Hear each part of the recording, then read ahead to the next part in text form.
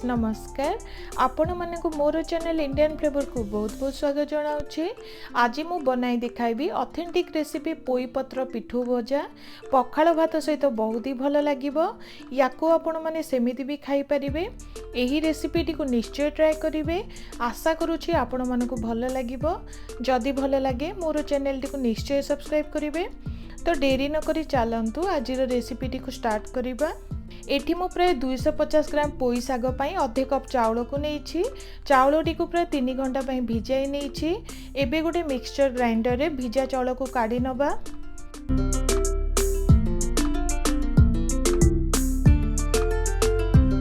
सेथिरे प्राय 4टी सुखिला लंका को नेबी।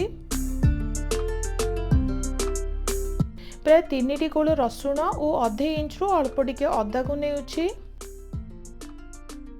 भल टेस्ट आने छोटिया खंडे नड़िया और प्राय अधे चमच भिजाई रखि सोरिष को मिसाई देबी। फ्रेंड्स सोरिष द्वारा पिठू भजारे बहुत ही भल टेस्ट आसीबो तो निश्चय यूज करिवे।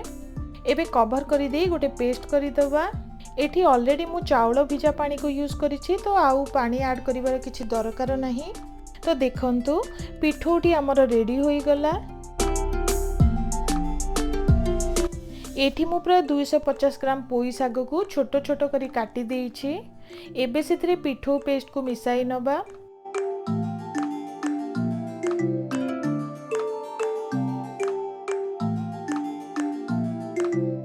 सेथिरे अल्प टिके हळदी गुंड को देउछि। स्वाद अनुसार लूण को दबा। भल टेस्ट और बास्ना आनिबा पे एठी मु प्राय अधे चमच भजा जीरा गुंड को देउछि। एबे साग सह पिठो को हल्का मिसाई दबा।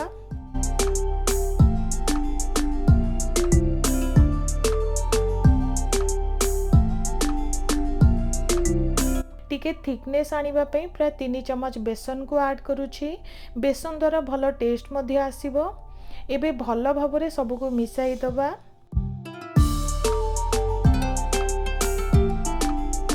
देखंतु पोई साग पिठोटी रेडी होई गला। पोई साग पिठोटी को अधिका सुखिला किंबा अधिका पानिया करिवे नाही। जदि टिके पानिया हो जाए ताहाले सेथिरे अल्प टिके चाउल गुंड किंबा बेसन मध्य मिसाई परिवे।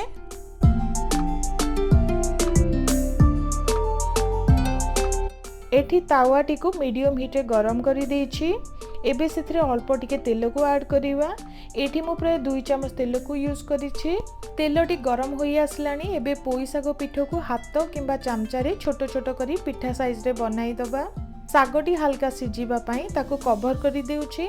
प्राय 2 रु 3 मिनिट पाई मीडियम हीट रे भाजी नबा। सबु बेले मीडियम हीट रे ही भाजिबे। हाई हीट रे भाजिबा द्वारा पिठोटी अधिका भाजी जिवो और सागटी कंचा रही पारे। एबे कवरटी को काढ़ी नबा और हल्का ओलटाई दबा जहा द्वारा दुई साइड रे भल भाबरे पिठोटी भाजी जिवो। जदि तेल दरकार पड़े ताहाले ओलटाइबा टाइम रे आपण माने तेल को यूज कर परिबे। देखंतु पोई साग पिठो देखिबा को बहुत ही क्रिस्पी होई गलानी। दुई साइड रे भल भाबरे भाजी जाईछि। एबे गोटे पात्र को काढ़ी नेउछि।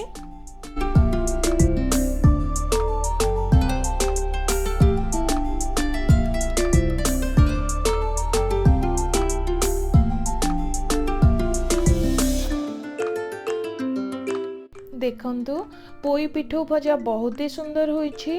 पखाल भात सहित निश्चय ट्राए करिवे बहुत ही भल लागिबो। तो फ्रेंड्स अधिका वीडियो पाई मोर चैनल टी को निश्चय सब्सक्राइब करंतु। रहुछि मोर वीडियो टी को देखिथिबारु आपण मानकु बहुत बहुत धन्यवाद।